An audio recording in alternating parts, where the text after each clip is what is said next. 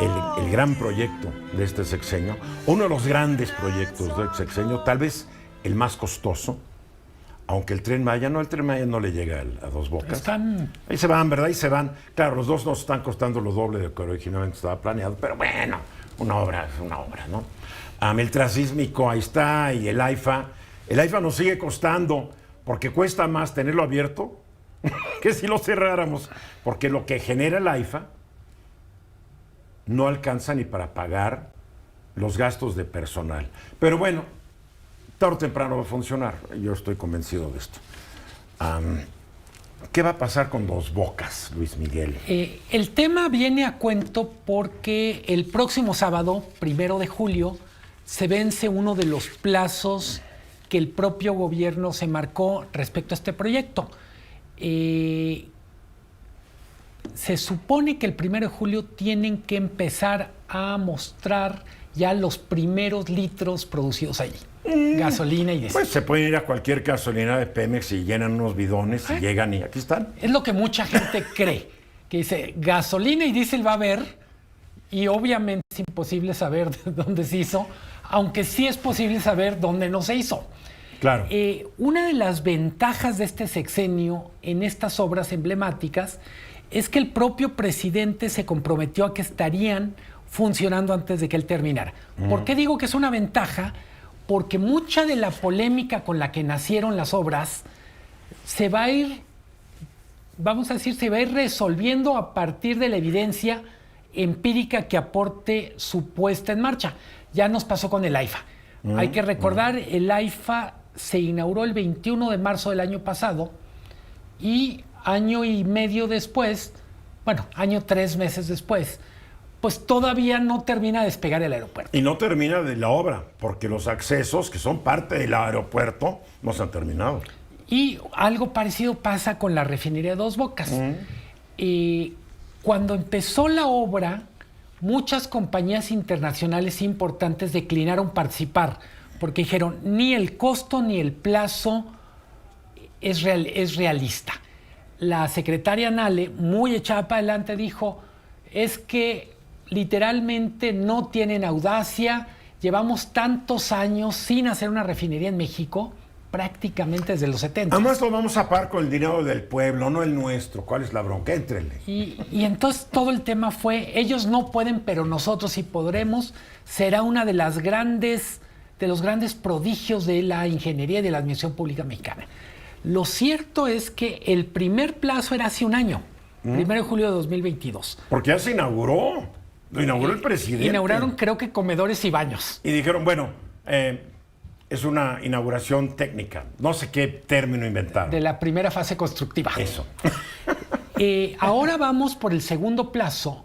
Un documento interno que publicamos en El Economista hace como un mes dice, no hay manera porque algunas partes claves, como si fuera un rompecabezas, simplemente no están. La generación eléctrica no está bien resuelta, un proceso que Ramsés Pech podría explicar bastante mejor que yo, que es la descoquizadora o coquizadora, tampoco está lista. Porque la pandemia y la resultante crisis en suministros de muchas piezas afectó la obra. Mucho de lo que necesitaban para seguir construyendo, pues no llegó. Así de fácil, o se tardó en llegar. Y hay que recordar también, aunque lo han negado, ha habido inundaciones, porque una de las críticas que vale es, se puso en un lugar que tiene, vamos a decir, propensión a inundarse. Claro, y cuando llega el huracán, pues se inunda más, ¿no? No respeta si tiene signo de 4T o de cualquier otra cosa. Nada. 1 de julio es el próximo sábado. Vamos a ver qué se festeja, qué se celebra, cómo se celebra, cómo se explica. Ojo, ya a esta altura se decía, lo que vamos a tener son solo algunos litros, algunos barriles de gasolina o diésel Hasta da risa, de prueba, porque va a tardar más. ¿Va a ir el presidente Todavía no está. atestiguar cuando abran la llave y salgan unas gotitas? Todavía no está confirmado. Yo tengo una sola pregunta hablando de corcholatas menores. Si Dos Bocas efectivamente va a estar funcionando antes que Rocío Nale se vaya como candidata a Veracruz. No va a estar funcionando. Mira, hace unos días tuve el privilegio de publicar una columna en el periódico Quetuntán distinguidamente diriges, El Economista. Y decía yo como la Agencia Internacional de Energía, a la cual México pertenece, publicó su informe Petróleo 2023, análisis y pronósticos hasta 2028. Al referirse a Dos Bocas, escribieron esto, Dos Bocas comenzará en 2025 con retrasos y exceso de presupuesto.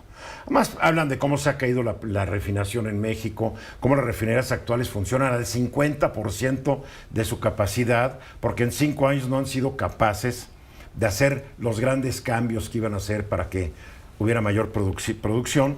Entonces, de acuerdo a la agencia, en 2025, cuando haya nuevo presidente y López Obrador se haya ido ya un año antes. Solo antes de pasar el micrófono a Marco y a Luis Rodríguez Alemán, cuando decimos sobrecostos, estamos hablando de un presupuesto original de 8,000, pasó a 8,900, ya va en 17,000 millones. Una locura. Y no ha acabado. Estamos hablando millones de dólares. Una locura. No es... imagínense a alguien que nos está escuchando que en su casa hablara con un arquitecto, un ingeniero. Oiga, ¿cuánto me cuesta que me rehaga la cocina? Dijera, bueno, le cuesta 100,000 pesos. Y se la acabo en 3 meses.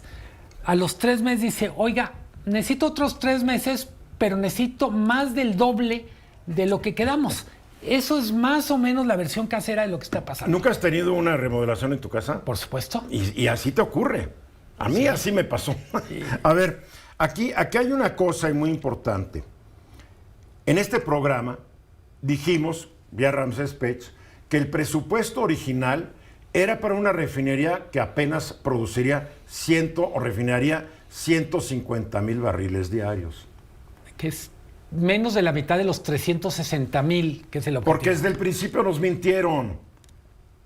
Ellos sabían que tenían que invertir los 17,000 para producir 300,000 barriles. Y Ramsés Pech, que es un experto, dijo, con esa lana van a llegar a 150,000. No podían más. A ver, Luis.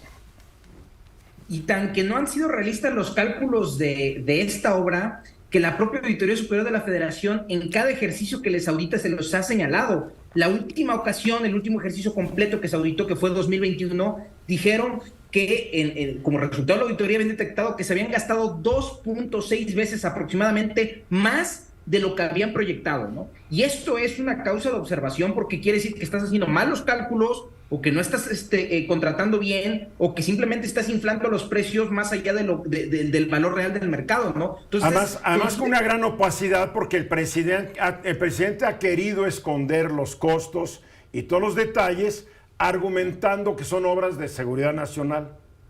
Sí, y afortunadamente nos enteramos por la auditoría porque a ellos no les pueden esconder nada, ¿no? Sí, pero nos quedamos de 2001. ¿Qué pasó en 2002 y 2023? Todavía falta ver esas auditorías. ¿Por qué crees que han impedido que funcione el INAI? ¿Por qué hoy tú no puedes pedir información reciente sobre el costo de la refinería? Porque el INAI no está funcionando. Si se lo pides a Pemex, te mandan por un tubo. Ojo, lo que publicamos nosotros a fines del mes pasado era un informe interno de Pemex que fue filtrado. Entonces, es cierto que no funciona el INAI, pero hay mucha gente enojada con cómo funciona. Que filtra información. Lo único peor para el gobierno a que funcione el INAI es que las filtraciones se conviertan en la forma normal de acceder a información delicada. Como fue antes. Cuando tú inicias tu carrera, yo inicié mi carrera, la información la conseguías a veces con palancas, sobornando, o sea, así era. Y el INAI vino a aliviar este problema, obviamente un problema que el presidente prefiere que exista, la opacidad. Marco. Es comprensible que este tipo de proyectos, por su complejidad, tengan posiblemente estas desviaciones. Sí, pero no 200. A ver, si tú eres el director de Shell o de Exxon y haces una refinería y te pasas 260%, te corren y todo te vuelven a contratar en tu vida en otra empresa petrolera. Siempre y cuando informes de por qué sucedió esa desviación y la justifiques. Puede tener alguna alguna justificación porque se atravesó la pandemia. 260%, Marco, 260%. Lo que me refiero es que lo que comparten los grandes proyectos de esta administración es lo que decimos ahorita, una gran opacidad. No sabemos qué está sucediendo, no sabemos por qué está sucediendo y no sabemos en qué va a terminar, porque no solamente es el sobrecosto, no solamente es la duda de la justificación frente a los cambios, no sabemos si van a terminar y van a funcionar. Bueno, no sabemos el caso del AIFA, que no funciona. Y tampoco sabemos cuándo las van a terminar. Para concluir, Miguel, menos de un minuto. Que quizá la gente que nos está escuchando de Tabasco diga, oigan, ojo, esto sí ha traído un beneficio en forma de empleo e inversión para Tabasco. Indudable. Correcto. Pero las cosas son para usarse después de que se construyan y no solo para generar riqueza mientras se construyen. Porque después de que se construya, toda esta gente se va a quedar sin chamba. Mensajes.